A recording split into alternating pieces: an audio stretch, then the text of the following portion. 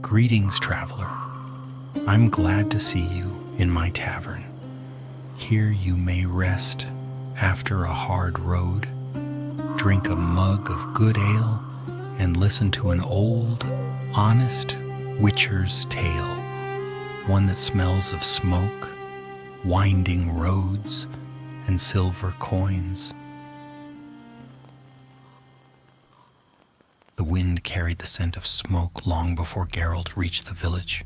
He rode slowly along the rutted road, roaches' hooves thudding dully on frozen earth. The day was dying, the pale sun sinking behind a haze of low clouds, turning the sky the color of iron.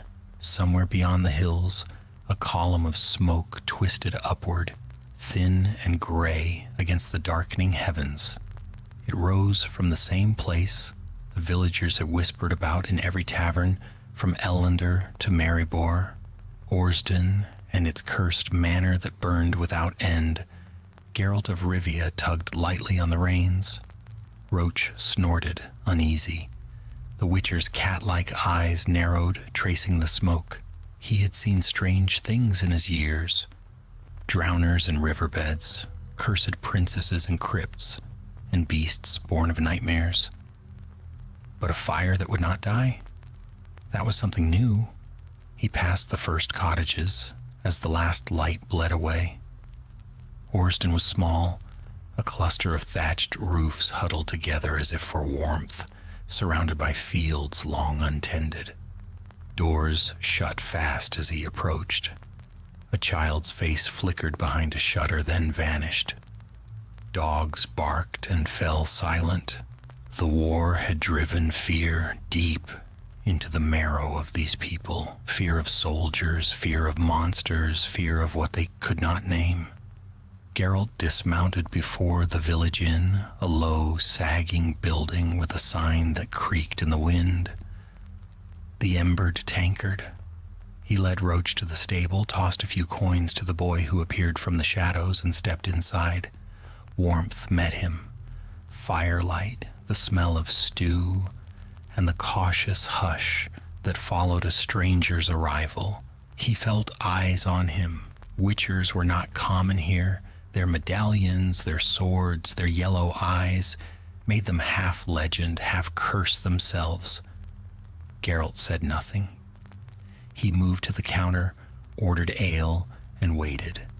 It was the innkeeper who finally broke the silence. "You're a witcher," the man said, not quite Geralt of Rivia. The name passed through the room like a gust of cold air. Someone muttered something about white wolves and devils in human skin. Geralt ignored it.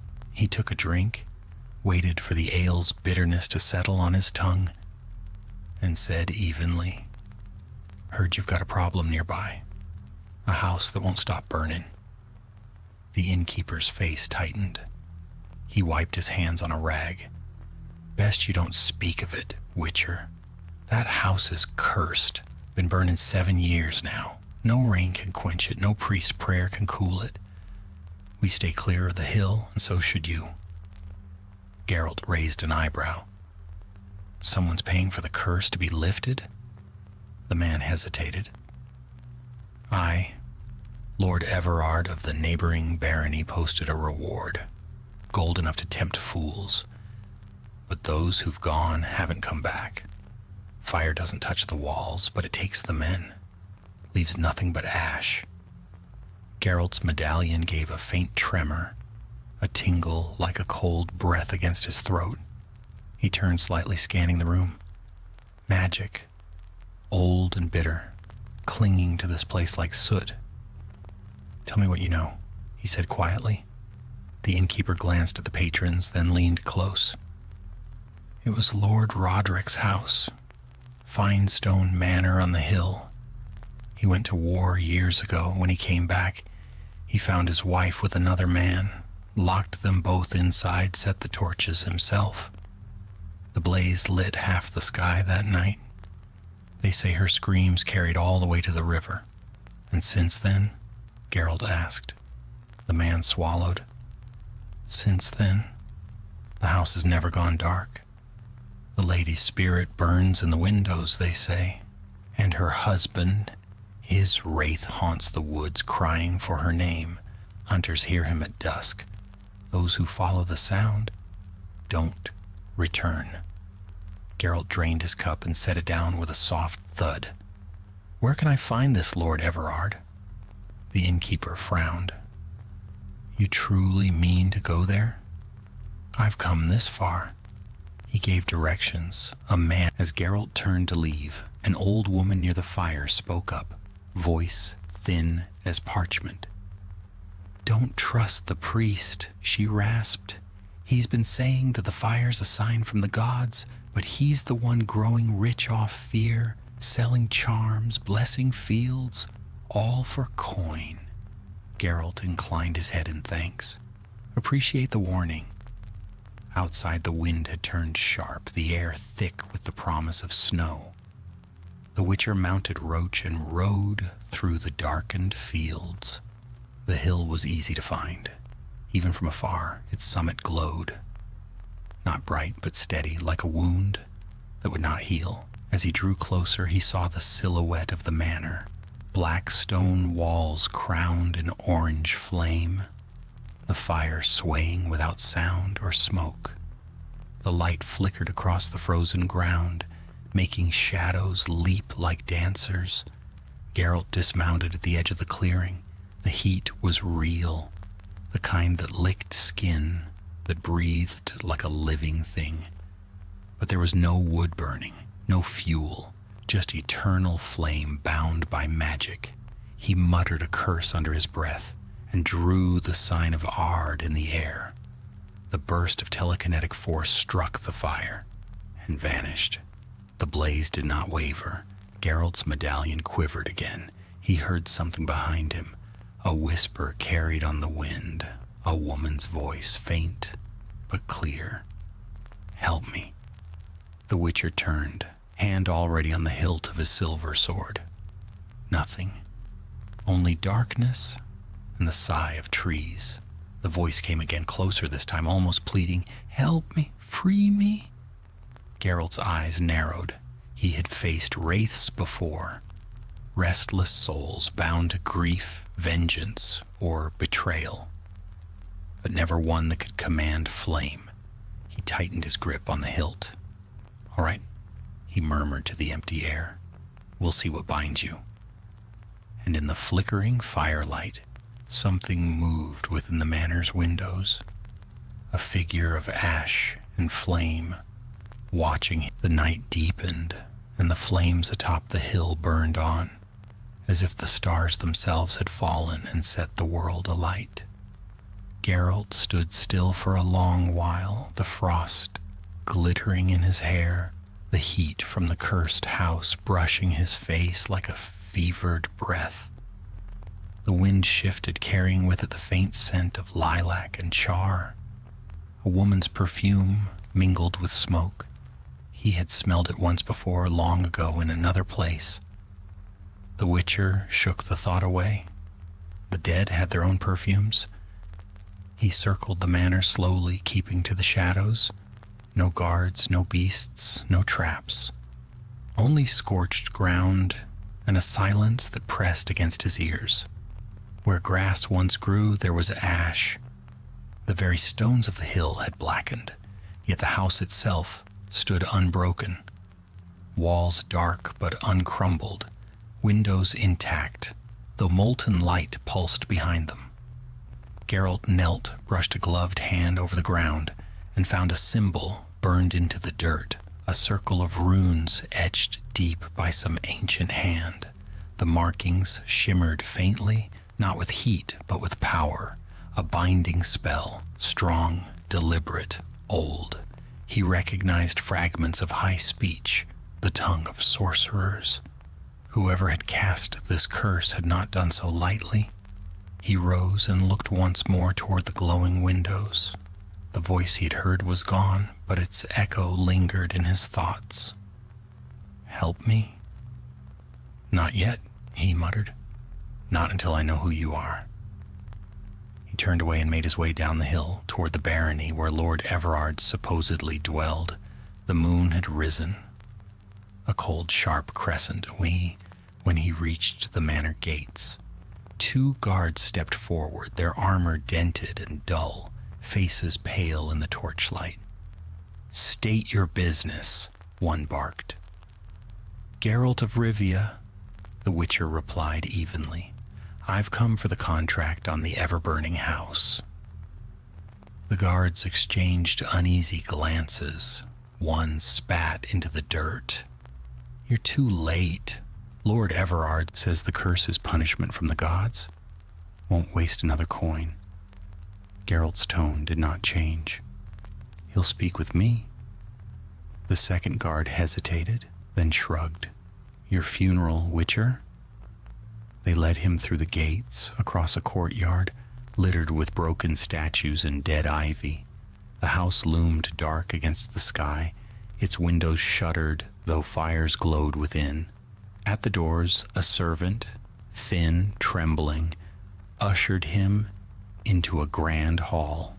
Lord Everard awaited him beside the hearth, a tall man with hair gone gray at the temples and eyes red from sleepless nights. He turned as Geralt approached, suspicion and hope warring across his features. "So," the Lord said, "another sellsword come to mock me." Geralt removed his gloves, unhurried. "No mockery, just work. Tell me what you know." Everard poured himself wine with a hand that shook slightly. "You've seen it, then? The fire that never dies." "I've seen it." "Then you understand I've hired priests, mages, alchemists. All failed. The curse devours them. My lands decay while that infernal light shines on the hill, and the villagers—" He laughed bitterly. "They whisper it's my punishment for my blood sins. Perhaps they're right." Geralt said nothing. He had heard such words before, lords burdened by ghosts, peasants by superstition. "The curse," he said after a moment. "How did it begin?" Everard's gaze shifted to the fire. "With my brother Roderick. The manor belonged to him. He went to war for Temeria, fought bravely. When he returned, he found his wife, Mariel, with another man. A knight from Cadwyn, or so they said. He set the house ablaze in rage, burned them both alive, then vanished into the woods. They found his body days later, or what was left of it. Wolves had taken their share." Geralt's medallion quivered faintly. "And since then the fire burns." Everard nodded slowly. 7 years. The priest, Father Corbett. He's built a shrine at the foot of the hill, gathers offerings, says the gods demand repentance. I think he's a vulture feasting on the curse. "Likely," Geralt said. Everard looked at him then, eyes sharp. "If you can end this, Witcher, truly end it, I'll pay. Gold, land, whatever you ask." Geralt inclined his head. "I'll need access to the grounds and the shrine, and no interference from your priest." A faint smile crossed Everard's lips. "You may take what help you need. Corbett won't like it, but he knows better than to cross me. Be warned, though. That hill hungers. It feeds on the living. Step too close and the fire calls your name." Geralt turned towards the door. "I'll keep that in mind." He left before dawn, riding back toward the cursed hill. Mist clung to the fields thick as milk. The shrine was easy to find. A crude stone altar marked with soot, its surface littered with coins, feathers, and wax figures melted into grotesque shapes. Before it knelt a man in a black robe trimmed with silver thread. Father Corbett. The priest's head lifted as Geralt approached. His eyes were bright, almost fevered. "A witcher," he said. "You would meddle with holy fire?" Geralt dismounted. "If that's what you call it." Corbett rose, dusting ash from his hands. "The fire is no curse, but divine wrath. Lady Mariel sinned, and her punishment is eternal. Disturb her rest, and you invite ruin upon us all." "Strange," Geralt said mildly, "for a priest to profit from wrath." The priest's lips tightened. "You speak of things you don't understand." "Then enlighten me." Corbett's voice lowered, heavy with menace. "The house burns to remind men of judgment. Leave it, let it burn, or it will consume you too." Geralt stepped closer. "Maybe. But I'm being paid to find out." The priest glared, then turned sharply and walked toward the woods. "You'll regret this, Witcher. Some fires are meant to burn forever." Geralt, the morning light crept over the horizon, casting the hill in a dull, crimson glow. The manor loomed above, flames still dancing in its heart. The Witcher mounted again and rode up the path. He could feel it now, the pull of magic, old and desperate, gnawing at the edge of his senses. As he reached the gates, the air shimmered, and the voice came once more, soft as a sigh. "Geralt." He froze. It had spoken his name. The flames parted at the doorway, revealing the faint outline of a woman. Tall, graceful, her hair a halo of embers, her eyes the color of sorrow. "Help me," she whispered. "He hunts me still." Geralt's hand moved to his sword. "Who?" But the figure was gone. Only the endless fire remained, whispering like breath through glass. The Witcher stepped closer, the heat searing through his armor, the flames licking at his boots. Yet no pain came. The magic let him pass. And as he crossed the threshold of the ever-burning house, the world changed. The fire stilled, the walls stood unburned. Music drifted faintly from somewhere deeper within, a harpsichord playing a slow, mournful tune. Shadows danced along the corridor, and Geralt realized with cold clarity that he was no longer standing in a ruin. He was inside the manor as it had once been, before the night of fire. The air inside the manor was heavy with the scent of roses and smoke. A soft golden glow filled the corridors, the light of candles that had no wax, no flame. Geralt's medallion trembled faintly, alive with warning, but not yet with threat. The Witcher's eyes moved from shadow to shadow, his every step echoing on marble that gleamed as though freshly polished. It was no ruin, no blackened husk as he had seen from the outside, and the house had rebuilt itself from memory. Walls stood whole, tapestries fluttered in an unfelt breeze, and portraits watched him with eyes painted too vividly to be lifeless. It was illusion, powerful, deliberate, and in it he drew his silver sword, not to strike, but to remind what haunted this place that he was no stranger to ghosts. At the far end of the corridor, a door creaked open on its own. From within came the faint sound of weeping. Geralt moved toward it silently, his boots making no sound. The door led into a sitting room filled with pale light. A woman sat near the hearth, her face hidden by a fall of dark hair, her hands folded in her lap. She wore a gown of blue silk, torn, singed at the hem, and her shoulders trembled with each breath. "Lady Mariel," Geralt said quietly. The woman lifted her head. Her eyes were gray as smoke, her face beautiful but hollowed by grief. "You know my name," she said, her voice distant as if coming through water. "I was told your story," he replied. "You died here, burned by your husband's hand."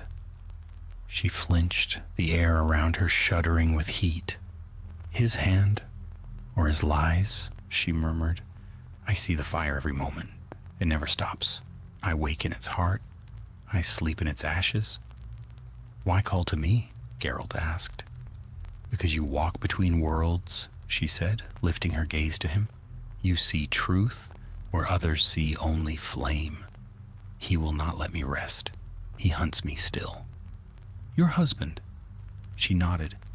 Roderick's soul was lost to rage. The curse binds us both. I burn, and he wanders, and neither may cross the veil. Break it, Witcher, and I will be free. Geralt studied her carefully. Curses don't break easily.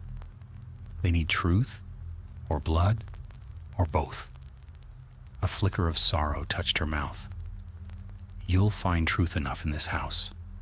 The light in the room dimmed suddenly, as though the air itself had been sucked away. From somewhere deep within the manor came the crash of a door and the low, guttural cry of a beast. No human voice, but not wholly monstrous either. Geralt's medallion vibrated violently. He turned toward the sound, but the woman was gone. Only the faint imprint of her presence, the smell of roses, the whisper of silk, lingered behind. He moved into the corridor again, following the sound of the growl. It came from below, from the cellars perhaps. The walls around him began to flicker, the illusion faltering. A gust of wind blew through, carrying ash. For an instant, the tapestries burned, the portraits melted into streaks of black. Geralt descended a spiral staircase lit by spectral torches. The steps ended in a broad hall of stone pillars, the air thick with sulfur. There, among the shadows, something moved, large, heavy, breathing raggedly. The Witcher crouched low, eyes narrowing. It emerged slowly into view, the shape of a man clad in the remains of armor, his face hidden behind a half-melted helm. Chains of spectral iron hung from his wrists, glowing with dull crimson light. The stench of death clung to him like oil. Roderick, Geralt said. The wraith's head turned sharply. Through the slit in his helm, 2 points of cold fire burned. You are not her, the creature snarled. Not my faithless bride. No, Geralt said evenly. Just the one come to end your torment. The wraith lunged. The silver sword flashed, meeting the strike with a ring like thunder. The blow sent sparks dancing across the floor, though the metal never truly met. It was spirit against steel, hatred against will. Roderick's form blurred, passing through pillars like smoke, reforming behind the Witcher. Geralt spun, casting the sign of Yrden, a circle of shimmering energy that bound the spirit in its light. The wraith screamed, its voice echoing through stone and memory. The sound was filled with pain so human it made Geralt's grip tighten on the hilt. She betrayed me, Roderick's voice thundered. I gave her my name, my home, and she gave herself to another. She says otherwise, Geralt said coldly. She lies. I saw them. Did you? The wraith hesitated. A flicker of doubt that rippled through its form. Geralt saw it, seized it. Who told you she was unfaithful? Corbett, the spirit spat. The priest. He said he saw her in the arms of that knight. Did you ever see it yourself? Roderick's voice faltered. No. But the priest. The priest profits from this curse. Geralt cut in, voice hard. He feeds the village fear. You burned your house for his lies. The wraith roared, a sound that shook the ground. No, she screamed. I heard her scream his name. Geralt's medallion flared, the mark of deceit twisting into fury.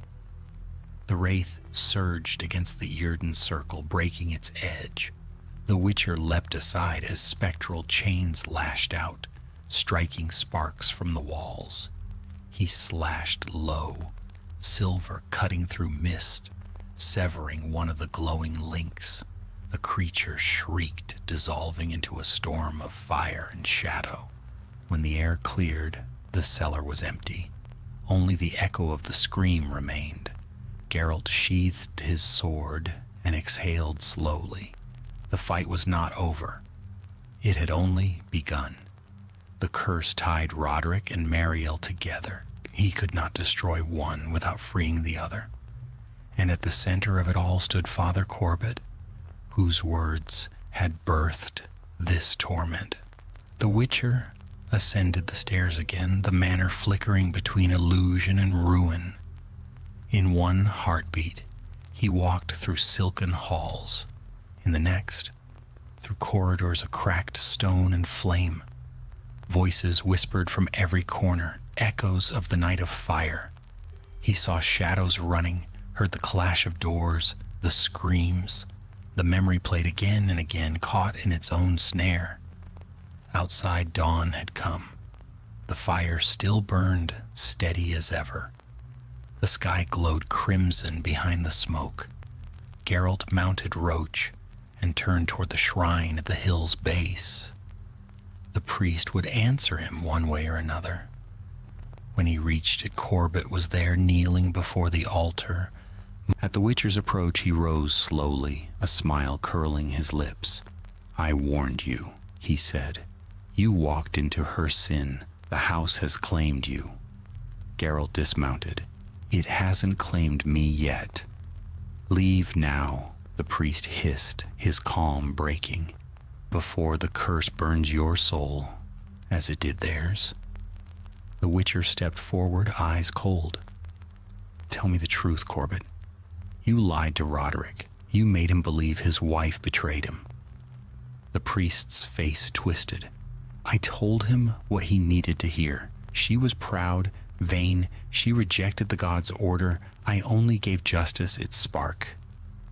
Geralt's voice was quiet, but it cut like steel. "You started a fire that hasn't ended in 7 years." Corbett's smile returned, colder now. "And you cannot end it. No man can. The flames will burn until all sinners are ash." He lifted a small amulet, silver and black, etched with the same runes Geralt had seen on the hill. The Witcher felt the surge of magic, wild and bitter. The priest was no mere charlatan. He had power, however dark and borrowed. "Then we'll see whose fire consumes whom," Geralt said. And as the amulet flared and the sky above the hill darkened once more, the ever-burning house stirred, its flames rising higher, as if the curse itself had heard and hungered for battle. The fire rose like a living thing, licking the sky in ribbons of orange and gold. Its roar echoed across the valley, and the air itself seemed to burn. Geralt drew his sword, the silver glint catching in the firelight. He could feel the pulse of magic pouring from the shrine, the same sickly, corrupted energy that had bound the manor to its endless blaze. Father Corbett's eyes shone fever bright, his face illuminated by the flickering light of his amulet. "You meddle in sacred things, Witcher," he hissed. "You would defy the gods' justice?" "I've met gods before," Geralt said calmly. "Most weren't worth kneeling to." The priest, blasphemer. He raised the amulet, chanting words that crawled through the air like serpents. The runes on the talisman burned with black light, and the ground trembled beneath their feet. The soil cracked, spilling forth flame as though the earth itself had become an open wound. From the fissures emerged shapes, half-formed, molten wraiths that wore the faces of the damned. They screamed without sound, their jaws opening wide enough to crack bone, their bodies dripping cinders. They moved toward Geralt in a slow, dreadful wave. The Witcher muttered a curse and swept his hand through the air, tracing the sign of Igni. A burst of flame leapt forth, pure, white-hot, cleansing. The spectral fire met the cursed one, and for a moment the two forces collided in a storm of heat and light. The creatures recoiled, some bursting into sparks, others dissolving into smoke, but more came crawling out of the earth, clawing at the air, Geralt slashed one aside with his sword, the silver edge cleaving through its neck like cutting through mist. It screamed and fell apart, scattering into embers. Another lunged, and he met it with a blast of ard, sending it crashing back into the fissure it came from. Through it all, the priest chanted louder, his voice rising to a manic pitch. "Burn, heretic! Burn as she did!" Geralt lunged through the wave of spirits, moving like shadow and steel. He closed the distance in heartbeats, striking the amulet from Corbett's hand. The talisman fell, shattering upon the stones. The glow vanished, and the screams stopped. For a breath, silence returned. Then came the whisper. "You should not have done that," it said. Geralt turned sharply. The voice did not come from Corbett. It came from the hill. The ever-burning house had begun to change. The fire that had always burned still and steady now surged upward, swirling into a towering column. Within the flames, a figure formed. A woman's outline, tall and regal. Her face, half shadow. But something was wrong. Her eyes were no longer sorrowful gray. They burned with the same black fire as the priest's amulet. Corbett, gasping and trembling, stared up at her with something like terror. No, my lady, I served you. I kept your fire." Her voice rolled like thunder through the valley. "You fed it. You bound me." The flames around her flared brighter. "You stole my peace." Geralt stepped forward cautiously, the heat forcing him to squint. "Marielle," he called, "you're trapped by his magic. Let me help you." Her eyes fixed on him, the burning gaze cutting through the night. "Help me?" she whispered, her tone soft yet deadly. "No one helped me. Not when I screamed, not when the fire took my flesh. Why should I trust a killer of men?" "I'm no priest," Geralt said evenly. "And I didn't light your fire." She stared for a long moment. The flames flickered, uncertain. Then her voice softened. "He came home that night, my husband. He believed the lies." Corbett whispered poison in his ear. I tried to speak, to explain, but he would not hear me. He chained the doors and watched. Her voice broke, the flames dimming. "I begged the gods for mercy. They sent none." Geralt looked toward Corbett, who had fallen to his knees. "And you," he said coldly, "you profited from it. You took their pain and made it your altar." The priest's face twisted in fear. She was unfaithful. The fire was justice. Marielle turned her gaze upon him. "Justice?" she echoed, and her hand lifted, palm open. The air rippled. A scream tore through the night as Corbett's body caught fire. He staggered backward, clawing at his robes, his flesh melting in seconds. The smell of burning filled the air, sickening and sweet. When he fell, only ash remained. The Witcher stood still, watching her carefully. "It's done," he said. "The one who wronged you is gone. Let the fire die." But Marielle shook her head slowly. "The curse was born of two. It will end only when both are free." "Your husband," Geralt murmured. Her eyes closed. "He wanders still, lost in fury. He does not remember why he burns." "Then I'll find him," Geralt said, "and I'll end it." The flames swayed, dimming slightly. "Be careful, Witcher. His wrath is boundless, and he will see you as her ally." "I've faced worse." Marielle's voice softened. "Bring him to me. When his soul remembers love, the fire will rest." The Witcher nodded once. "Then wait for me." The flames trembled, and she faded from sight, her light receding until only the house glowed once more, its eternal fire now quiet as though holding its breath. Geralt looked down at the priest's ashes scattered across the altar. The amulet lay broken among them, the runes still faintly smoking. He kicked it into the fissure. The earth hissed, swallowing it whole. Roach whickered nearby, stamping nervously. The Witcher mounted, turning his gaze toward the dark woods beyond the hill. Somewhere within them, Roderick's wraith wandered, a soul of fury and grief, hunting shadows of the past. The path was narrow and cold, lined with black trees whose branches hung low like claws. The moonlight could barely reach the ground. The deeper Geralt rode, the quieter it became. Even the wind seemed afraid to stir. He dismounted near a clearing where the remains of a campsite lay, burned to ash. Among the ruins he found bones, blackened but human, travelers perhaps who had strayed too close. The wraith had fed recently. Geralt unsheathed his sword again, muttering a sign.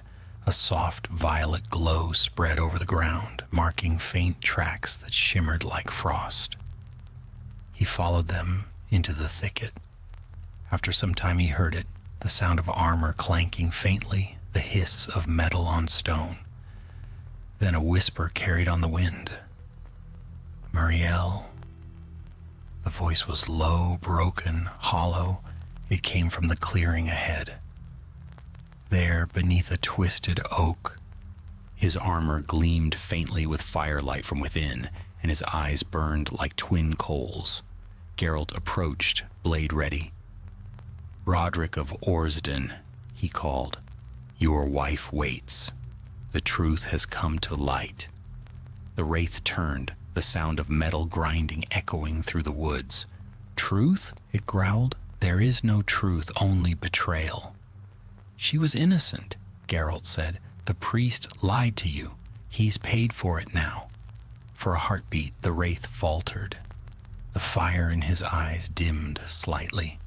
Innocent, he repeated, as if tasting the word for the first time. Let her go, Geralt said quietly. Let both of you rest. The spirit trembled, chains rattling. I saw her burning. And you burned with her, Geralt said. You've both suffered enough. The air went still. Then the wraith straightened, his form flickering between shadow and flame. Take me to her, he whispered. If her spirit yet lives, I must see her face. Geralt nodded. Follow me. He turned toward the hill, the wraith gliding silently behind, his fire lighting the path. Together they moved through the dead wood, toward the glow that crowned the horizon, the ever-burning house waiting, its fire wavering like a heartbeat, ready for judgment at last. The night deepened as Geralt and the wraith of Roderick ascended the hill. The fire of the manor loomed above them, its glow casting long shadows through the fog that crept along the ground. Roach remained behind at the edge of the forest. Even the steadfast mare refused to come closer to that cursed light. The Witcher moved steadily, his boots crunching over frost and ash. Behind him, the spectral lord drifted like smoke, armor clinking softly, chains trailing through the air. The firelight flickered upon him, but the wraith's form did not cast a shadow. At the crest of the hill they stopped. The house stood before them, blazing with quiet fury, its windows bleeding light. The flame did not roar or twist as it had before. It pulsed gently like a heart that still remembered warmth. She waits for you, Geralt said. The wraith's voice was low, hesitant. I feel her, but she is far. I burned her bones. There should be nothing left. Her spirit remains, Geralt replied, bound by your deed and by your grief. The wraith turned toward him. Within the molten slits of the helm, two faint sparks flickered, uncertain. You speak as though I could be forgiven. Geralt sheathed his sword. I've seen worse souls find peace, but you'll need to face her truth. Roderick said nothing. Together they approached the manor gates, where fire licked the iron bars like tongues. The Witcher reached out and drew the sign of Quen across his chest. A faint shimmer surrounded him, the protective field bending the heat aside. "Follow closely," he said. When they crossed the threshold, the world shuddered. Once more, illusion swallowed reality. The ruins melted away, replaced by a hall of light and music. The scent of lilac returned, carried on air that was too sweet for a place of death. Candles burned upon the tables. The portraits smiled once again from their frames. Roderick stopped, his form flickering violently. "This is my home," he breathed. "Before the fire, before the lies." Marielle's voice came from the stairway above. "And before your rage." The wraith turned sharply. She descended the stairs in her gown of blue silk, her face calm but pale as moonlight. The flames that once devoured her were gone. She seemed almost human again. Yet the sadness in her eyes burned brighter than any fire. "Marielle," Roderick whispered. Geralt stepped aside, watching carefully. The curse's threads wove thick around them. Raw emotion, regret, love, and hatred entwined. "You came back," she said softly. "After all these years, after all your wrath. You remember me. I never forgot." His voice cracked, echoing hollowly through the hall. "Every night I heard you scream his name." She closed her eyes. "You heard what you wanted to hear? The priest poisoned you with jealousy. I never betrayed you." "Lies!" Roderick's voice thundered, though his form wavered. "Corbett told me."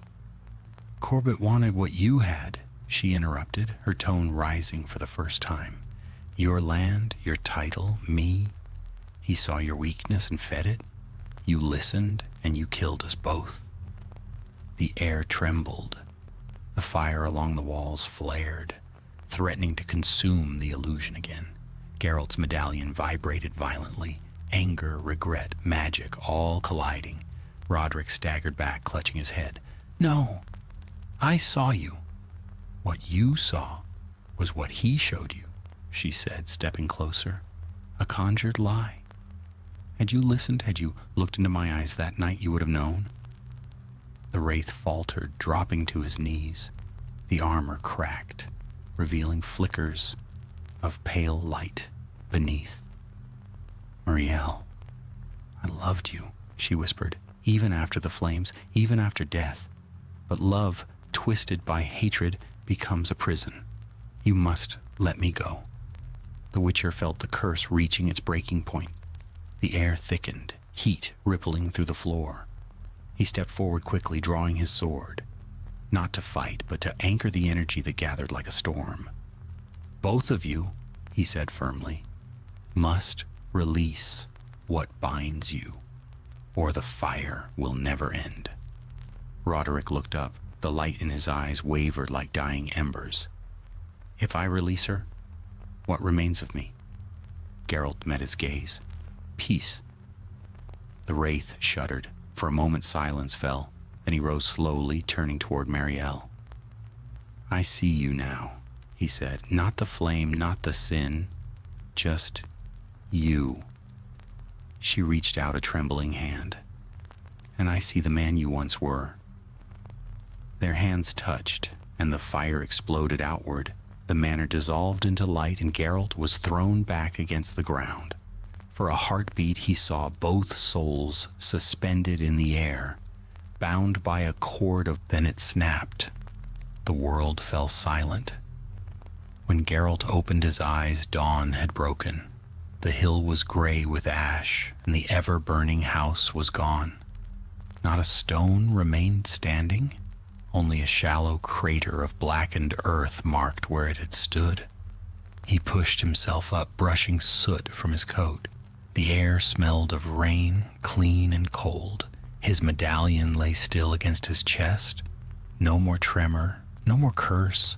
Near the edge of the crater, something glimmered faintly in the sunlight. He walked toward it and knelt. There, half buried in the soot, lay 2 rings, one of gold, one of silver, twined together. He picked them up, turned them over in his hand. The metal was warm, not from fire, but from peace. Behind him a faint wind stirred. He heard a whisper, two voices mingled as one. "Thank you." He closed his fist around the rings and nodded once. "Rest, both of you." He left the hill behind, the ashes crunching softly beneath his boots. By the time he reached the forest, the wind had scattered the last of the smoke. The valley below, long cursed and barren, seemed brighter now, touched by light that was not flame. Geralt mounted Roach, and they rode toward Orston. The villagers were already gathered at the edge of the road, staring at the hill in disbelief. The oldest among them crossed themselves. Others whispered prayers. The innkeeper approached, hat in hand, eyes wide. "Witcher, it's gone. The fire's gone." Geralt nodded. "The curse is broken." "By the gods," the man breathed. "How?" Geralt looked past him toward the rising sun. "By truth," he said simply. He reached into his pouch and dropped the two rings onto the counter inside the inn. "Give these to Lord Everard. Tell him the dead are at peace, and tell him to pay what was promised." The innkeeper swallowed and nodded quickly. "You'll stay the night, Witcher? There'll be a feast?" Geralt shook his head. "No. Too much smoke in the air still."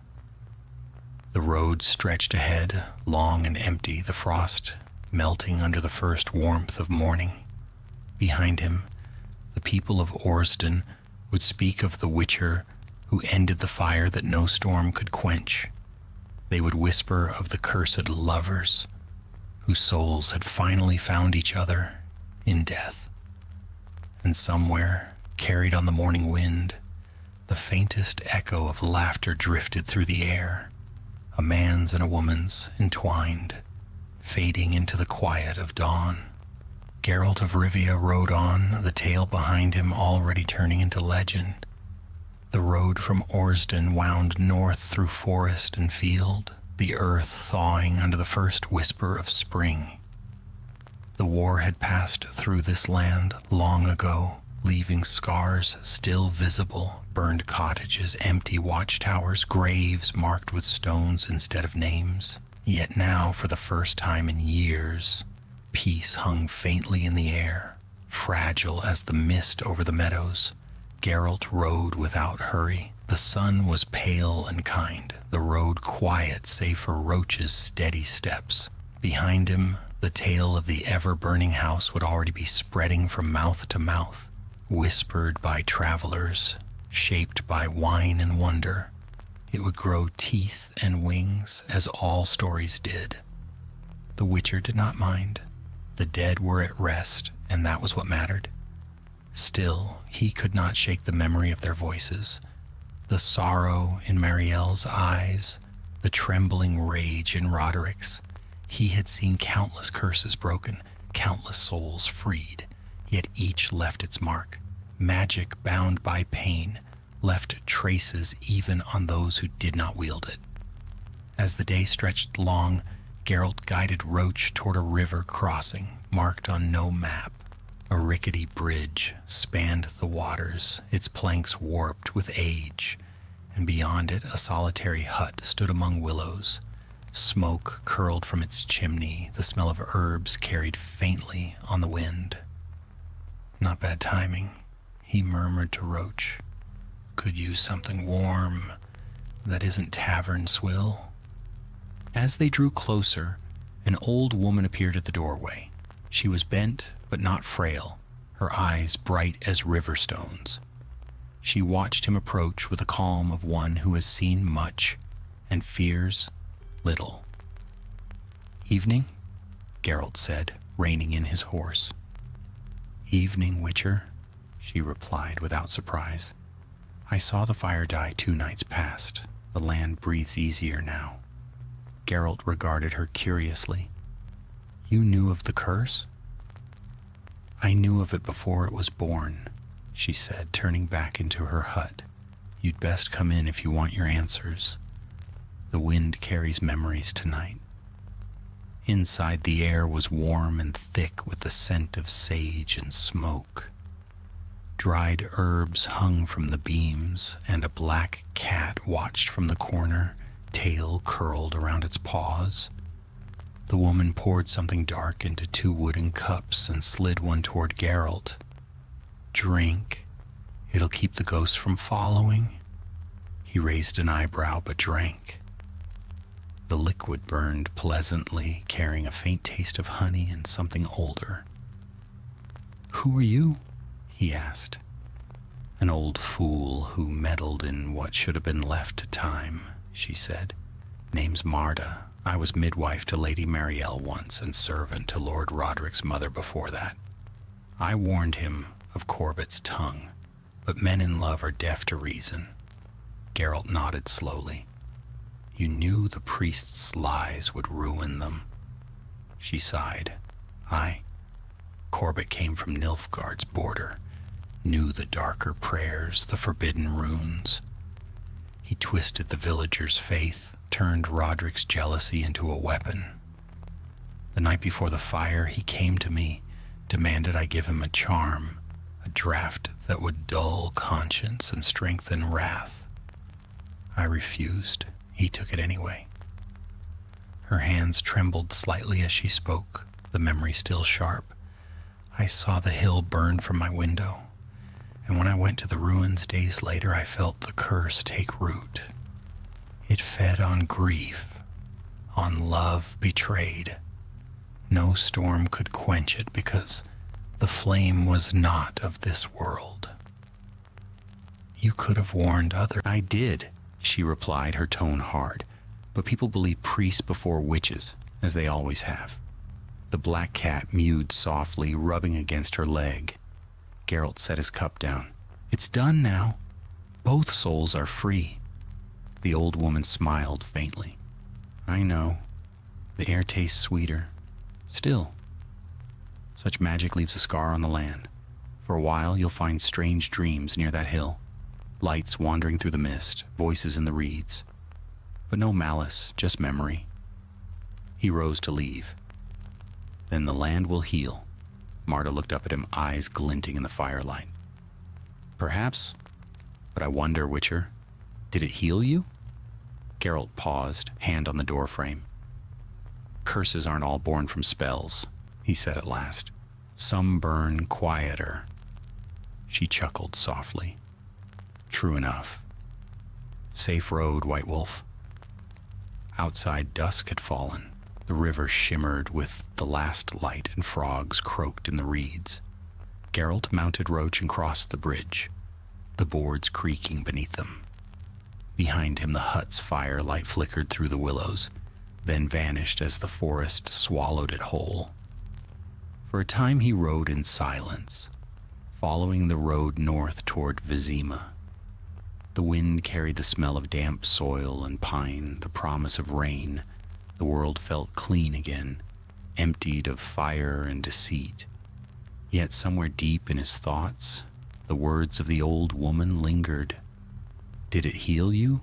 He did not know the answer. Night fell, bringing with it a heavy storm.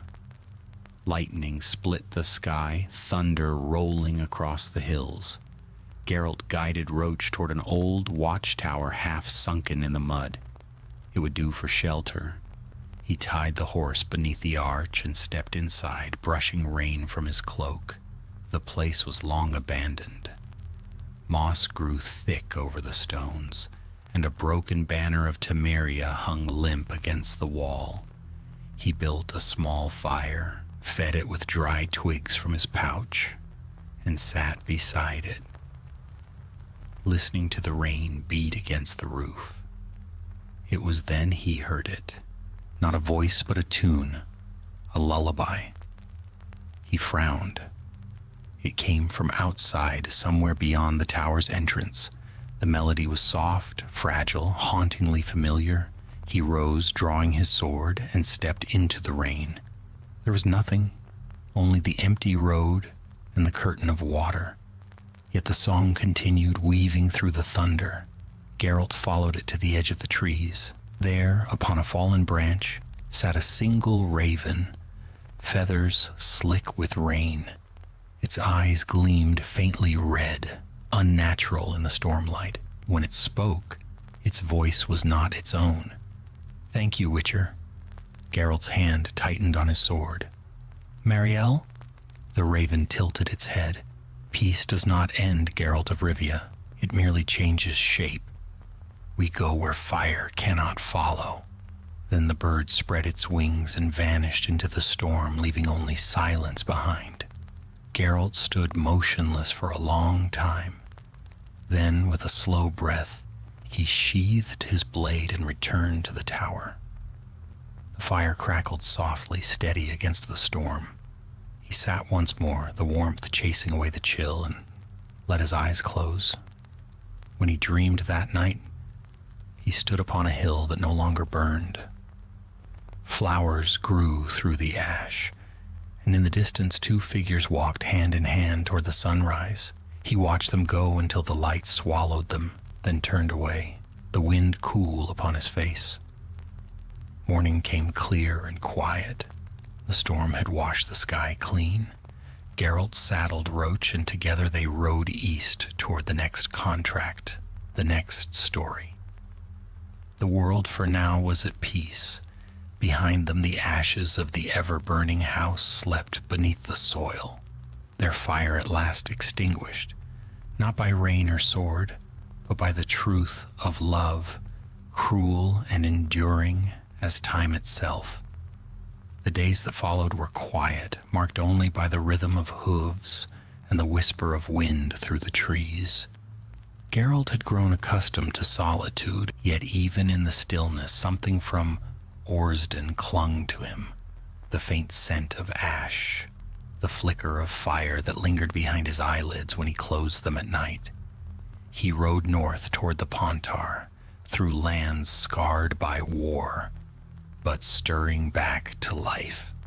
Farmers returned to their fields, soldiers limped home, and the banners of kings fluttered less often along the roads.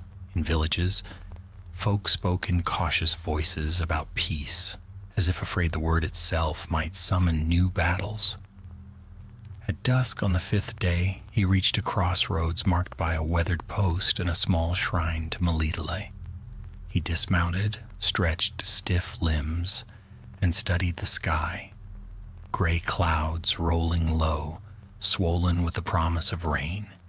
He was considering whether to ride on or make camp when he heard the distant clatter of wheels and hooves. A covered wagon appeared from the bend, drawn by 2 weary horses. The driver, cloaked and hunched, guided them with a steady hand. Behind him, the wagon's canvas flapped, revealing a glimpse of crates and sacks, and the unmistakable smell of herbs. "Merchant," Geralt murmured to Roach, "or something close enough." The wagon slowed when it neared the crossroads. The driver peered at him from beneath his hood. "Evening, traveler," he called. "Road's empty this time of year. Witcher by the look of you?" Geralt nodded. "And you're far from any town." The man chuckled. "Trade doesn't wait for comfort. I deal in potions, powders, and charms. Some say a touch of magic, though I keep no sorcerer's company. The war left plenty of wounds that herbs can't mend." Geralt's medallion stirred faintly, not danger, but the thrum of concealed enchantment.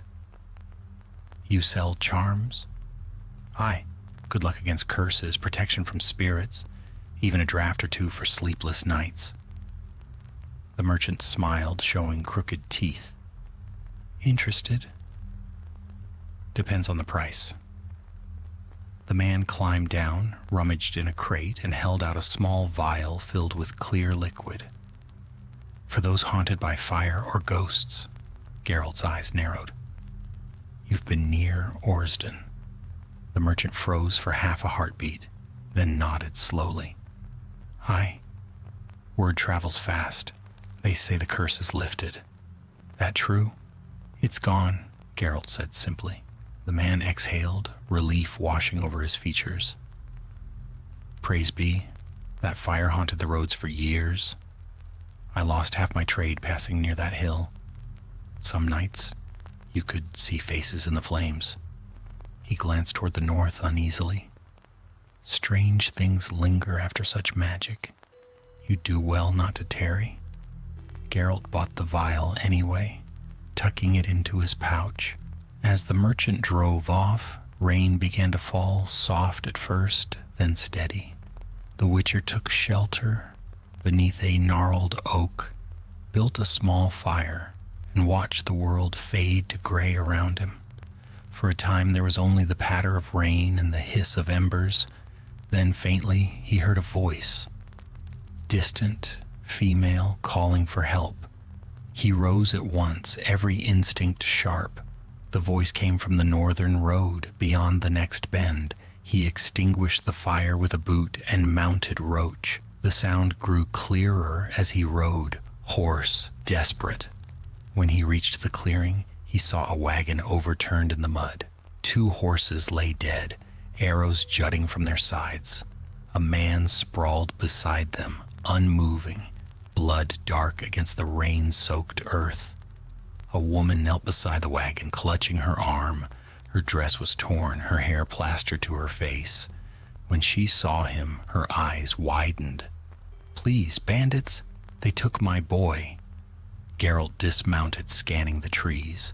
Tracks led west into the forest. 4 men, maybe 5, heavy boots dragging something small. He turned back to her. "How long ago?" "Minutes," she gasped. "Please, Witcher, help him." He nodded once. "Stay here." He followed the trail swiftly, senses honing to the scent of wet leather, sweat, and fear. The forest closed around him, dark and whispering. Ahead, voices rose. Geralt moved silently, sword in hand. Through the undergrowth he saw them. 4 men huddled around a fire beneath a cliff's edge. One held a small boy by the collar, the child struggling weakly. "Quiet, brat," the man snarled. "Your mother'll pay double if she wants you back alive." Geralt stepped into the light. "She won't need to." The bandits spun, cursing. "Who the hell?" The first died before finishing the sentence. Geralt's blade flashing once, clean and precise. The second lunged with a dagger. The Witcher caught his wrist, twisted, and drove his elbow into the man's throat. The third turned to run, but a thrown knife caught him between the shoulders. The fourth, shaking, dropped his sword and backed away. "Please, mercy, we only—" "Wrong road to choose," Geralt said. His sword swept once more, and silence returned. He sheathed the blade and turned to the boy, who stared at him wide-eyed. "It's all right," Geralt said quietly. "Your mother's waiting." He lifted the child gently and carried him back through the rain. When they emerged into the clearing, the woman was still there, trembling beside the overturned wagon. She ran to them, crying out as she took the boy into her arms. "Thank you," she whispered, clutching him tight. "Thank you, Witcher." Geralt nodded. "Bandits won't trouble anyone again." She looked up, eyes shining. "How can I repay you?" He shook his head. "Keep your coin. Get off this road by nightfall." She hesitated, then pressed something into his hand, a small pendant of twisted iron shaped like a flame. "They said it would ward off evil, but I think you need it more than I." Before he could answer, she turned, guiding her son down the road through the rain. Geralt studied the pendant. It was crudely made, yet familiar. The mark resembled the runes from the cursed hill, though weaker, dulled with time. He frowned and slipped it into his pouch. The forest around him felt heavier suddenly. By the time he returned to his camp, the rain had stopped. The fire he had left smoldering was nearly dead. He sat beside it, staring into the embers, and for the briefest moment, saw faces in the glow. A man and a woman, smiling faintly, walking through a field of ash that had turned to flowers. He closed his eyes, listening to the whisper of wind through the trees. Somewhere far behind him, Orsden slept, its curse broken. Yet the world had a way of weaving one story into another, and Geralt knew this road would soon lead him to the next, where old evils waited beneath new names, and the work of the Witcher would never truly be done. The wind rose again, carrying with it the scent of rain, of smoke, and something faintly sweet, lilac and gooseberries, lingering where no one stood. Geralt looked up, and though the road ahead lay dark, his grip tightened on the reins. "Come, Roach," he murmured, "we ride." And the Witcher rode on into the night, toward another horizon, another fire waiting to be extinguished. By dawn, the rain had washed the world clean. The forest shimmered with dew, each leaf beaded with light. Geralt rode north through the trees, the air sharp with the scent of pine and wet earth. Birds stirred among the branches, their songs faint but hopeful, the kind of sound that told of peace, however brief. He had no contract now, no coin promised, only the road and the company of Roach. The Witcher's thoughts were distant, wandering as freely as the wind that combed through his hair. He had seen enough of men's folly to know it never slept long. The curse at Orsden was gone, but its echo still stirred across the land. Fire leaves scars even when the flame has died. By midday the trees thinned, and a small village came into view. A cluster of wooden cottages beside a frozen pond. Smoke curled lazily from chimneys, and children's laughter drifted faintly on the breeze. Villages like this one rarely welcomed Witchers warmly, but they often held work for those willing to listen. He dismounted at the edge of the square. A blacksmith hammered at his forge, pausing only to glance warily at the stranger. Two old men sat near the well, speaking in low voices. Their talk ceased as Geralt approached. "Morning," he said evenly. They exchanged looks. One spat into the mud. "Morning," the braver of the two answered. "You're no merchant?" "No," Geralt replied. "Passing through. Looking for a place to rest at night, and perhaps a job worth doing." At that the blacksmith lifted his head. "A job, you say?" Geralt turned toward him. "If there's coin." The man set down his hammer and wiped soot from his hands. "There's something in the woods. Not wolves, not bandits either. Livestock's gone missing, whole herds some nights. We find what's left, half eaten, half drained. The priest says it's punishment for sin." Geralt's lip twitched faintly. "They always do." The blacksmith nodded grimly. "Folk are frightened. My boy swears he saw red eyes near the tree line at dusk." "Where?" the man pointed. "North edge of the forest, near the old watchtower." "Nobody's gone that way in years. Bad place." Geralt adjusted the strap of his sword. "I'll look. You'll have your answer by nightfall." The blacksmith hesitated. "And your price?" "Whatever you think peace of mind is worth," Geralt said, already turning. He left the village behind and rode toward the forest's northern edge. The watchtower rose ahead, half collapsed, its stones green with moss. Beyond it the trees grew darker, thicker. The ground was churned with hoof prints and something else, deep gouges that spoke of claws, not hooves. He dismounted, crouched, and examined the earth.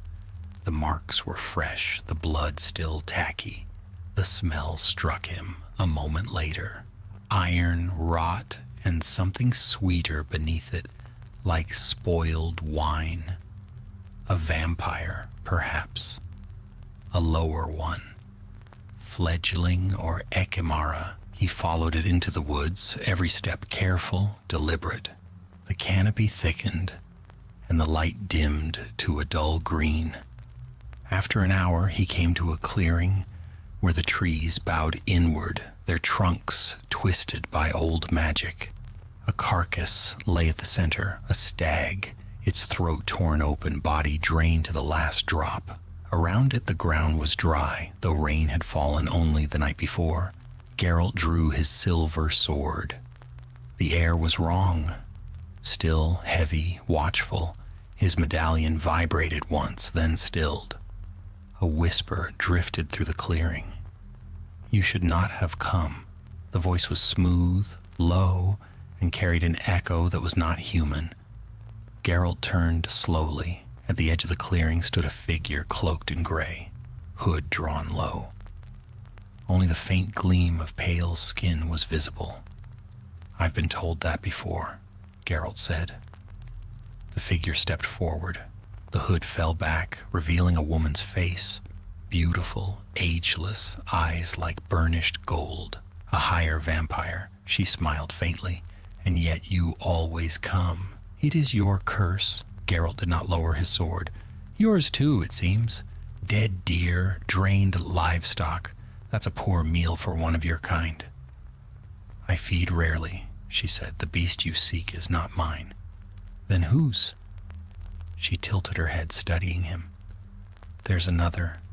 Young, careless, drunk on the taste of blood.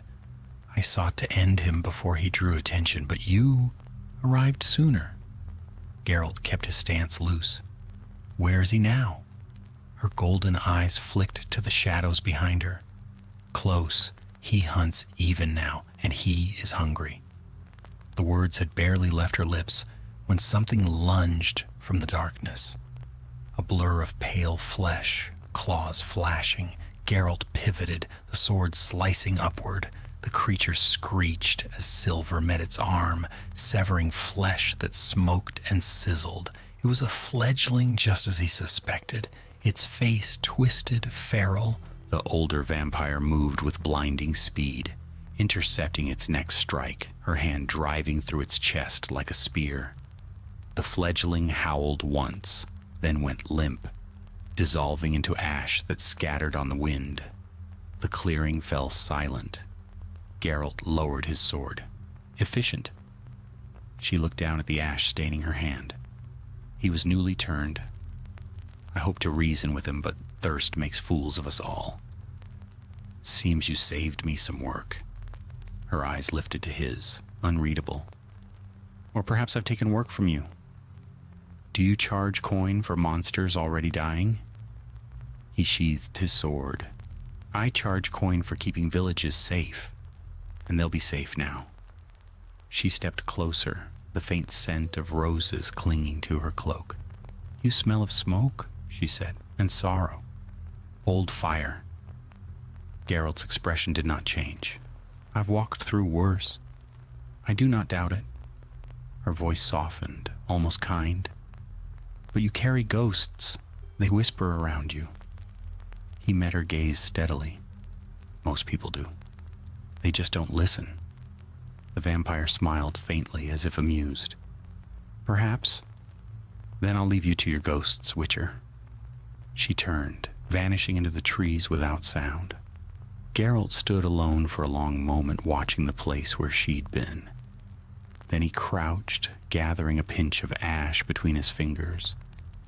It was warm still, tinged with power. By dusk he returned to the village. The blacksmith met him at the gate, worry creasing his brow. "Well?" "It's done," Geralt said. "The killings will stop." The man exhaled heavily. "Thank the gods." He reached for a pouch at his belt and pressed it into Geralt's hand. "Not much, but it's honest." Geralt nodded once. "Keep your livestock penned for a few days. The forest will settle." He left before the villagers could ask questions. The moon rose pale over the treetops, casting the road in silver. Roach trotted quietly beneath him, the rhythm of her hooves steady and soothing. Somewhere in the distance, a wolf. Geralt listened, then smiled faintly to himself. The world was quiet again. For now. But in the Witcher's heart, the echo of fire remained, smoldering like a coal that refused to die. The forest grew denser as Geralt traveled east, the path narrowing into a ribbon of mud between towering pines. Mist clung to the undergrowth like pale breath, and the silence pressed close, broken only by the creak of Roach's saddle and the rhythmic thud of hooves. Days passed in quiet routine, riding by dawn, resting by rivers, making camp beneath the wheeling stars. Peace, when it came, was always temporary. He knew that as surely as he knew the weight of his swords. Monsters might sleep, men might forget, but neither ever vanished for long. The world healed slowly, unevenly, and where wounds festered, something dark always grew. On the fourth morning, Geralt reached the river valley known as Hollingford. The place had once been a trade route, but the bridge was long gone, washed away during the war. Only its stone pillars remained, rising from the rushing water like broken teeth. Beyond them, smoke rose in thin plumes from a settlement nestled between the hills. He urged Roach onward. The villagers of Hollingford met him with wary eyes and tight-lipped silence. They were poor folk, hardened by hunger and fear. When Geralt stopped at the tavern, a squat building with a roof of sod and timber, the room quieted at once. He had seen such gazes 1,000 times. Curiosity edged with suspicion. He ordered ale, took a corner table, and waited. It was not long before someone approached. An older man with a beard, white as frost, sat across from him, leaning heavily on a cane. "You're a witcher," he said. Geralt nodded. The old man's voice was hoarse. "We need your kind. Though most here won't admit it. There's a sickness in the woods, north of the village. Livestock disappears. The trees blacken. Our priest says it's the work of spirits, but prayers haven't helped." Geralt drank, then set the cup down. "What else?" "Children dream of voices calling them to the forest. 2 have vanished already. We found only their shoes by the riverbank." That made Geralt's medallion stir faintly. He recognized the signs. "You have a leshen," he said. The man's face went pale. "A forest demon?" Geralt nodded. "Older than your village, older than your gods. It feeds on fear and tribute, demands blood for peace. When you stopped offering it, it took what it wanted." The man swallowed hard. "Can it be slain?" "Yes," Geralt said, "but not easily. I'll need a token, something that belongs to it." The villager frowned. "A token?" Leshens mark their territory, usually with totems, carved wood, bone, or roots shaped into a sigil. Destroying it weakens them. The man nodded slowly. "You'll have what you need. I'll show you where the forest begins. But be warned, Witcher. Those who go there seldom return." Geralt rose, tossing a coin on the table. "That's why I'm here." They set out before dusk. The air grew colder as they neared the tree line, and the light dimmed, swallowed by the canopy overhead. The forest smelled wrong, not of earth and moss, but of decay and iron. They stopped at a clearing where the grass was scorched in a perfect circle. Ravens perched in the branches, silent, their eyes like beads of obsidian. "This is where the children were found," the man whispered. Geralt crouched, studying the ground. Strange symbols were etched into the soil, burned deep. He recognized none of them. Nearby, half buried in the roots of an ancient oak, stood a totem. A pillar of bone and bark adorned with feathers and the skulls of small beasts. It pulsed faintly, alive with residual magic. "That's your token," he said. The villager stepped back. "You'll destroy it?" Geralt nodded. "Stay behind me." He drew his steel sword. Not silver, not sparks flew as the blade met bone. The sound that followed was not of breaking wood, but a scream. Long, echoing, furious. The trees shuddered as if struck by wind, though the air was still. "Go," Geralt ordered. "Back to the village, now!" The man hesitated only a moment before fleeing. When he was gone, the forest fell utterly silent. Geralt sheathed the steel and drew the silver sword instead. "Come out," he said quietly. "I know you're here." A voice answered from everywhere and nowhere, deep as the earth itself. "You should not have broken it." The air thickened. Shadows gathered, weaving themselves into form. Antlers first, then limbs like twisted roots, and eyes that burned with green fire. The Latian towered above him, a creature both beast and spirit, its body half tree, half decay. Geralt spoke a word and cast the sign of Igni. Flame burst from his palm, searing across the clearing. The Latian shrieked, retreating into mist. He rolled aside as claws like scythes struck the ground where he'd stood. The Witcher moved with precision, the silver blade flashing in arcs of light.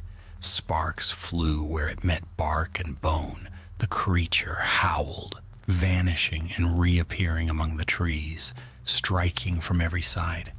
Geralt parried once, twice, ducked beneath a sweep of roots, then slashed upward, cleaving through a tangle of branches that oozed black sap. "Old God, old curse," he muttered. "Let's end it." The Leshen reformed before him, antlers blazing with spectral flame. Its voice rumbled like thunder. "This forest was mine before men crawled from the mud. You cannot kill what is eternal." Geralt smiled grimly. "We'll see." He dropped to one knee, pressing a vial of oil into the soil. It hissed, releasing smoke thick with wolfsbane and mistletoe, herbs poisonous to spirits of the wild. The creature recoiled, and in that heartbeat of hesitation, Geralt hurled a bomb. The explosion tore through the clearing. When the smoke cleared, the Leshen was on its knees, its body cracking, limbs splintering. Geralt drove his sword through its chest. The blade met resistance, then sank deep. A cry like wind through dead leaves filled the air. The creature's fire dimmed and went out. The forest stilled. He pulled the sword free and stepped back. The Leshen's form collapsed into ash and rot, leaving only the faint glimmer of its heart. A crystal the size of a man's fist, pulsing weakly. Geralt picked it up and slipped it into his satchel. When he returned to Holenford, night had fallen. The villagers gathered as he rode in, fear and hope warring on their faces. "It's done," Geralt said. "The forest will be quiet again." The old man bowed deeply. "You've saved us. The gods bless you." Geralt handed him the crystal. "Bury this at the crossroads. Don't pray to it. Don't touch it again." The man nodded solemnly. Geralt turned to leave, but a child's voice stopped him. "Witcher, the ravens are gone."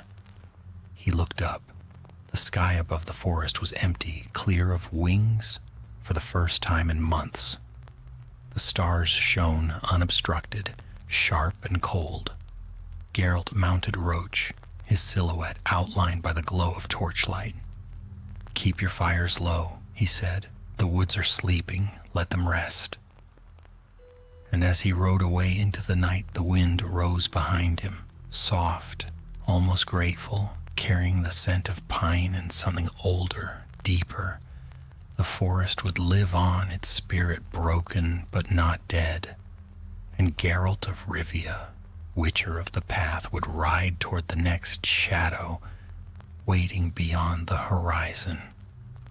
By the time Geralt left Holenford behind, the sun had risen pale over the mist-drowned valley. The wind carried the scent of pine and distant rain, and the sound of the river followed him long after the village roofs had vanished from sight.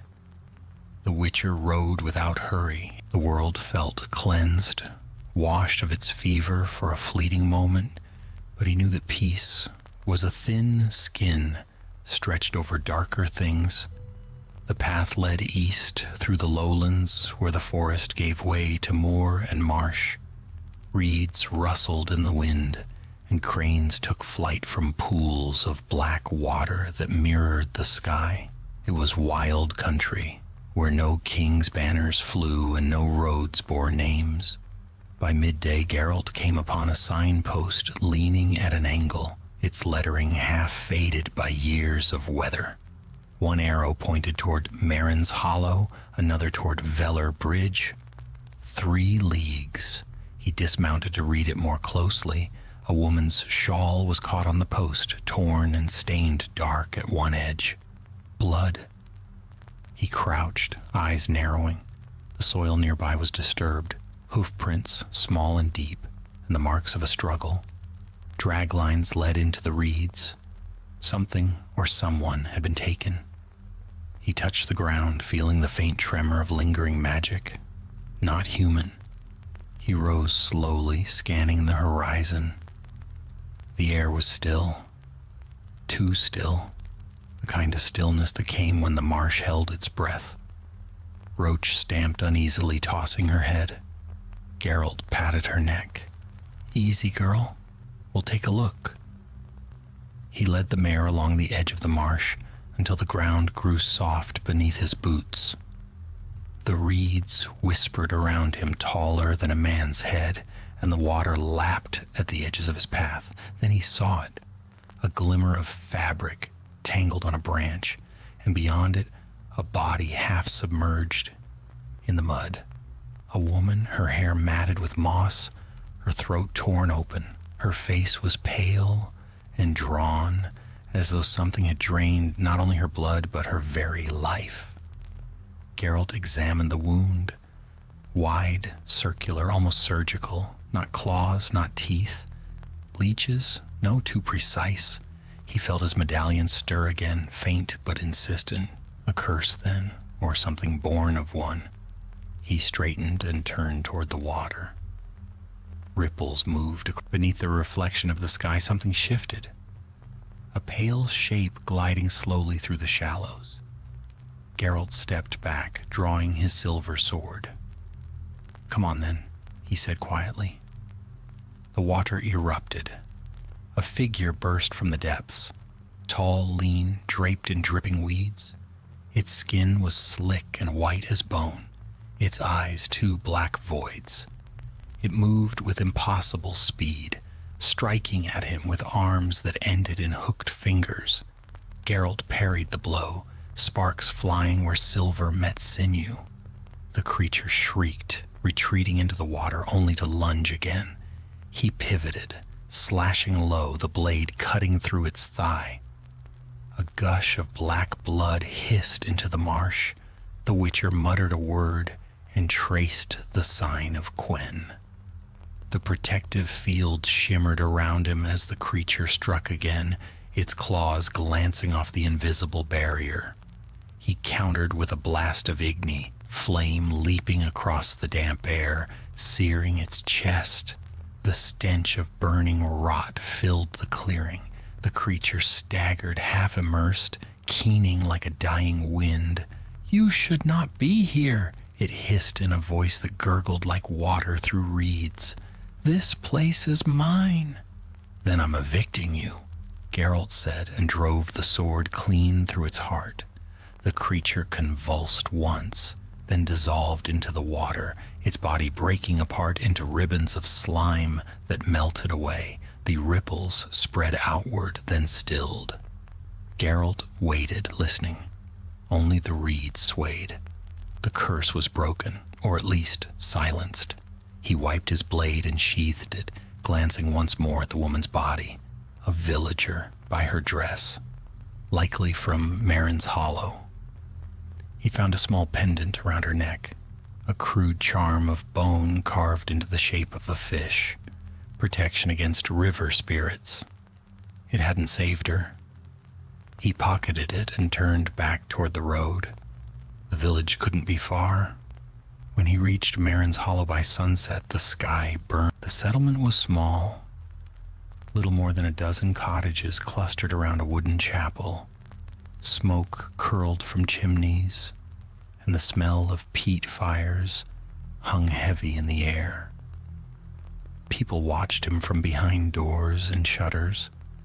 When a witcher rides into a place like this, it is rarely for good news. He stopped at the chapel. An old man in a threadbare robe emerged, leaning on a staff. His beard was long and yellowed, his eyes sharp despite the years. "You're no pilgrim," he said. "No," Geralt replied. "You've lost someone." "A woman." The priest's gaze faltered. "Marna," he murmured. "She went to gather herbs by the marsh. She should have returned before dusk." "She didn't," Geralt said flatly. The old man closed his eyes. "Then the spirit's taken another. It comes with the mist every year when the river floods. We bury stones now, not bodies." "Your spirit's dead," Geralt told him. "It won't trouble you again." The priest looked up sharply. "You slew it?" Geralt nodded. "Something that fed on life. Old, forgotten, bound to the water. It's gone." A murmur ran through the small crowd gathering at the chapel door. The priest stepped forward, reaching for Geralt's hand. "Then you've saved us, Witcher. Take our thanks, take what coin we have." Geralt shook his head. "Keep it, use it to build a pyre for the dead. The marsh isn't cleansed yet. Burn what's left or it'll return." The priest bowed his head. "We will." Geralt turned to leave, but a young girl tugged at his sleeve. She couldn't have been more than 10, her hair a tangle of straw. In her hand she held a small doll made of reeds. "You killed the Whispering Woman," she said softly. Geralt looked down at her. "That's what she was called?" The girl nodded. "She sang to people when the fog came. Said she could show them their lost ones. They followed her and never came back." He said nothing for a long moment. Then he took the doll and set it gently on the chapel steps. The girl smiled faintly and ran back to her mother. Geralt mounted Roach as the first drops of rain began to fall. He rode out of the village and onto the open moor, the wind rising behind him. The sky had darkened, clouds rolling like smoke. Far in the distance, lightning split the horizon, casting the marsh in flashes of silver. For an instant, the Witcher thought he saw something move in the reflection of the water.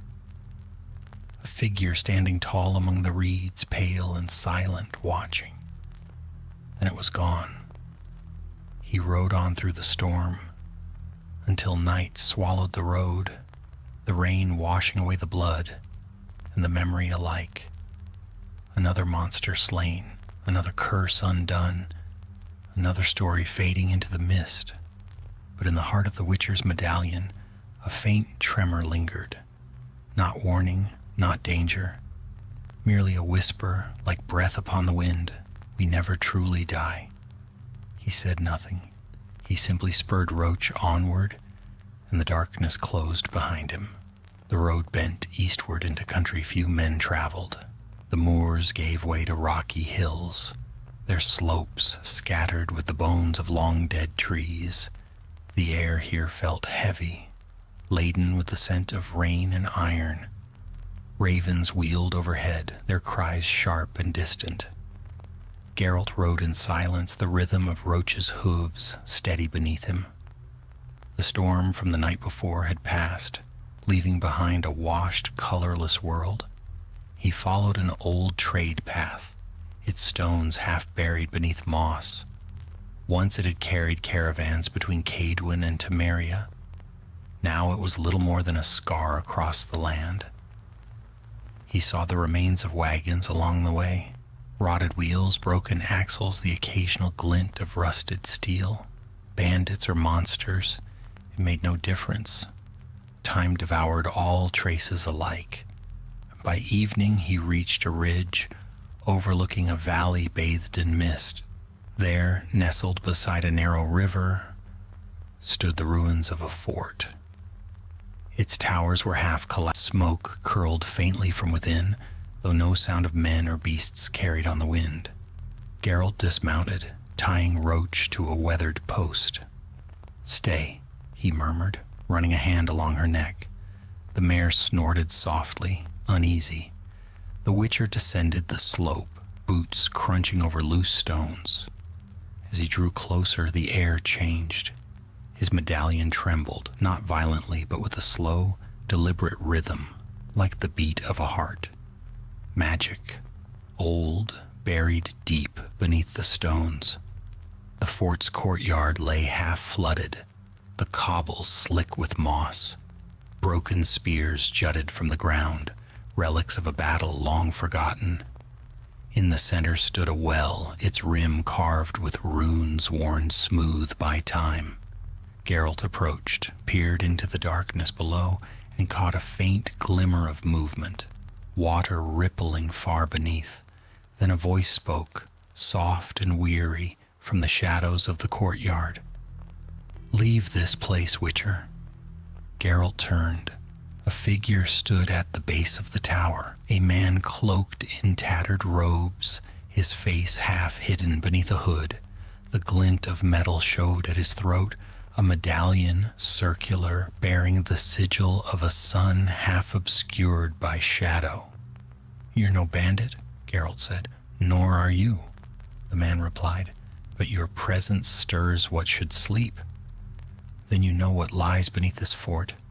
The stranger hesitated, then nodded. "A relic, a heart that still beats, though its body is gone.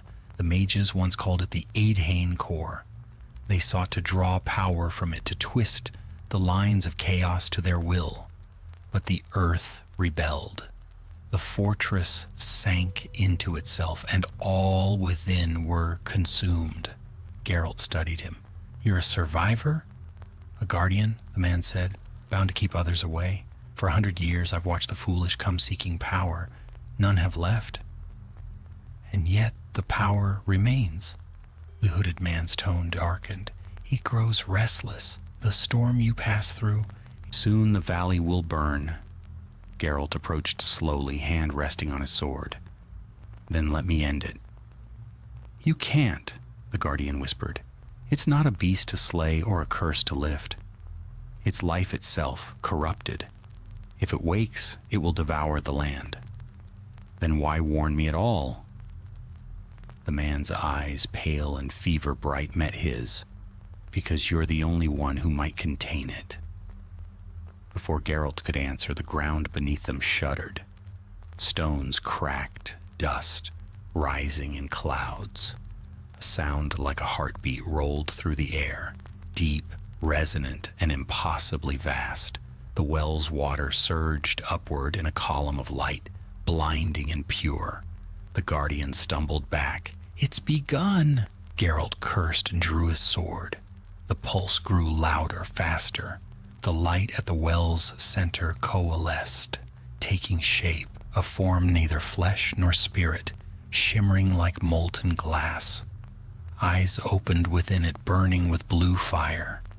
"I remember," it whispered, its voice echoing through the stones. "I was betrayed." The guardian fell to his knees. "No, no, sleep, old one, I beg you." The entity turned its gaze upon him. "You bound me in chains of stone. You fed me lies and silence." Geralt raised his blade. "Whatever you were, you're not that now." The creature's laughter filled the courtyard, a sound like cracking ice. "Witcher, slayer of monsters, will you strike down creation itself?" It lashed out. Energy erupted from its core, slamming into the ground. The shock wave flung Geralt backward, smashing him against the wall. His armor smoked, the air thick with the scent of ozone. He rolled to his feet, casting the sign of Quen just as another blast struck. The shield shimmered, held, then shattered. The creature's form swelled, tendrils of light whipping through the air, turning stone to molten glass. The guardian shouted something, a spell, a plea, and hurled a shard of crystal into the well. The light faltered for a heartbeat. Geralt seized the moment. He drew a bomb from his belt, dimeridium, and threw it. The explosion dimmed the world to silence. When the smoke cleared, the entity was writhing, its glow fading to embers. Geralt leapt, driving his silver blade into the heart of the light. The sound that followed was not a scream but a sigh, long, weary, endless. The radiance collapsed inward, drawn into the well, until nothing remained but darkness. The Witcher stood breathing hard, the blade trembling in his grip. Slowly, the ground stilled. The air cooled. The medallion at his neck was silent once more. The guardian lay nearby, blood on his lips, his face pale. You've done what I could not," he whispered. "The core sleeps again." Geralt sheathed his sword. "You should leave this place." The man shook his head weakly. "My duty ends with its dreaming. I am bound no longer." His eyes closed, and the stillness took him. Geralt remained a moment longer, staring at the dark well. He thought he heard a faint heartbeat, slow and steady, far below. Not dead, never dead, only waiting. When he climbed the ridge again, the valley lay silent beneath a sky of drifting cloud. Roach stamped nervously but steadied as he approached. He mounted, looking once more at the ruins. Some powers were not meant to be slain, only silenced. And silence, he knew, never lasted. He turned his horse toward the east. A cold wind swept through the valley, carrying with it the whisper of something vast, stirring in its sleep. Geralt of Rivia rode on, knowing that even the smallest victories in his trade were only pauses between storms. Night came swiftly, and with it the stars, bright, unblinking, and ancient. The Witcher did not look up. He had learned long ago that some lights, no matter how far away, only led men astray. Dawn crept through the narrow window of the inn, painting the wooden beams in a thin gray light. Geralt sat awake. The two crystals rested on the table before him, faintly glowing. One blue as glacial ice, the other pale white with a flicker of crimson at its core. They pulsed not together, but in answer to one another, like two hearts beating out of time. He could feel it now, an echo in the air. Something vast, ancient, stirring beneath the surface of the world. The Eadhain core he had buried beneath the ruined fortress had not fallen silent. Its power was seeping outward, calling to the remnants of its kind.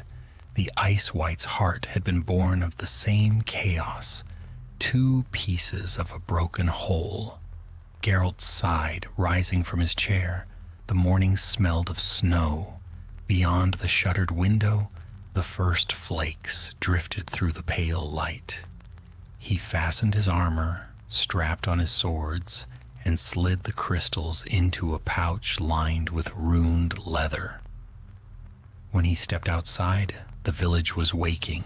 Smoke rose from the chimneys. Children hurried to fetch water, and the blacksmith was already at his forge. They greeted him with wary nods, though most kept their distance.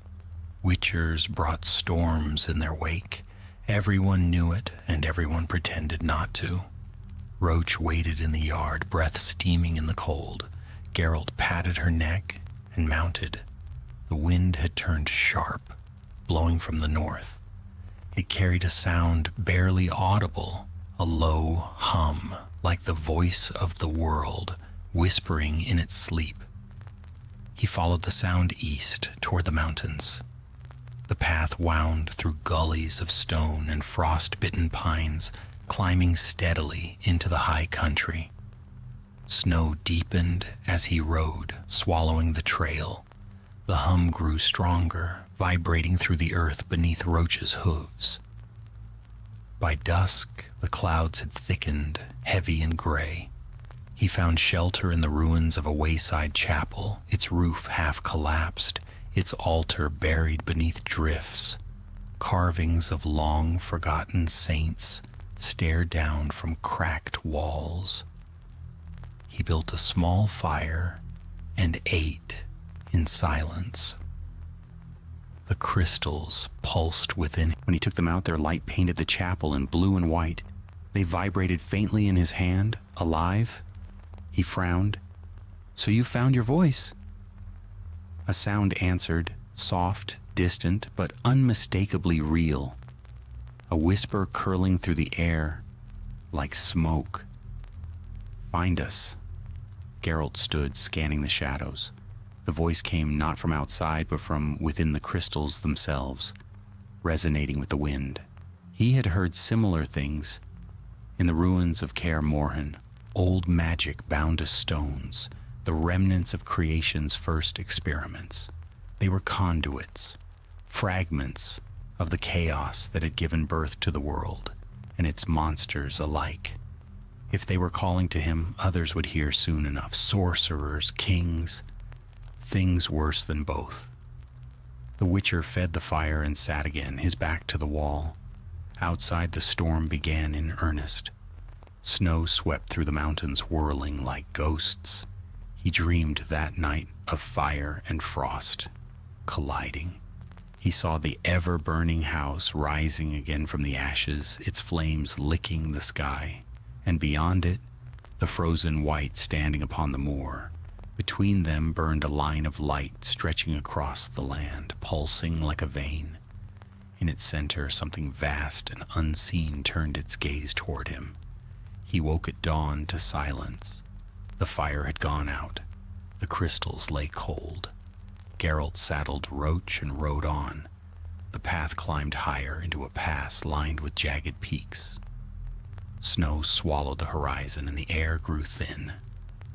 By midday he reached the mouth of a canyon. Narrow, shadowed, the stone walls etched with symbols that glowed faintly as he passed. The hum returned, stronger now. The crystals burned hot in his pouch. Ahead, the canyon opened into a hollow where the snow did not fall, and the ground there shimmered with light, and at its center stood an obelisk of black stone. Runes crawled across its surface like living veins. The air around the obelisk throbbed with power, the same pulse he had felt beneath the ruined fortress, the same rhythm that had shaken the valley. He stepped closer, the medallion at his throat vibrating so violently he thought it might shatter. The ground split. A blinding column of light erupted upward, flinging him back. Roach screamed and bolted. Geralt hit the ground hard, rolling to his feet as the light coalesced into a shape. Tall, human, but not. It wore armor made of shadow and frost, and its eyes burned the same blue as the crystals. When it spoke, its voice was every storm he had ever heard. "Witcher, you carry what is mine." Geralt's hand tightened on his sword. "You'll have to be more specific." The creature raised an arm. "Fragments of the heart, my heart, stolen by those who feared me." He felt the crystals stir within his pouch, tugging toward the figure like metal drawn to a magnet. "You're the Eidhain core," Geralt said quietly. "I am what remains of it," the being replied. "Once I was the pulse of this world. Now I am forgotten, buried, broken." It took a step forward, and the snow hissed into vapor around its feet. "Return them, Witcher, and I shall sleep once more." Geralt hesitated. "If I do, what happens to the world?" The figure's gaze burned through him. "What happens when a heart begins to beat again?" Before he could answer, the ground trembled. A crack split the canyon wall, and a torrent of light burst forth, engulfing the obelisk. The being staggered, its form flickering. Too late. It said, "Others have awakened." The crystals tore free from Geralt's pouch, floating into the air. The wind howled, rising to a scream. The Witcher braced himself as the shards fused together in a burst of white fire. The shock wave threw him to his knees. When the light faded, the being was gone. The obelisk lay in pieces, steaming in the snow. Only a single fragment remained. A shard the size of his hand, pulsing faintly. Geralt picked it up, feeling its warmth seep into his glove. The hum was gone, replaced by a heartbeat. Slow, steady, alive. He slipped it into his satchel and turned toward the pass. The storm had ceased. The air was still, but on the horizon beyond the mountains, he saw clouds boiling upward, black and strange, flashing with lightning of every color. The Witcher mounted Roach, who trembled but obeyed. "Seems the world's not finished with us yet," he murmured. He rode down from the mountains as the first thunder rolled, deep and distant, echoing through the valleys like the awakening of something vast. The fragment at his side beat in rhythm with it, faint but growing stronger. And so Geralt of Rivia rode on into the gathering storm, toward whatever waited beyond the edge of the world, where fire and frost, life and death would one